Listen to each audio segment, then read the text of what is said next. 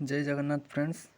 Finally BEd बीएचएड MEd पिलामानंक पई खुशी खबर आसी जाइए एडमिट कार्ड। तो किपर एडमिट कार्ड आप डाउनलोड करेंगे चलते से विषय देखा। प्रथमे तुम मैंने तुम गूगल बा क्रोम ब्राउजर रे एसएसबी ओडिशा करी सर्च मारिबो। तो सर्च मारी सारिबा परे देखिबो एई भली गोटे इंटरफेस टे आसीबो तुम पाखक एई प्रथम वेबसाइट। तो एई वेबसाइट ऊपर क्लिक करिवो।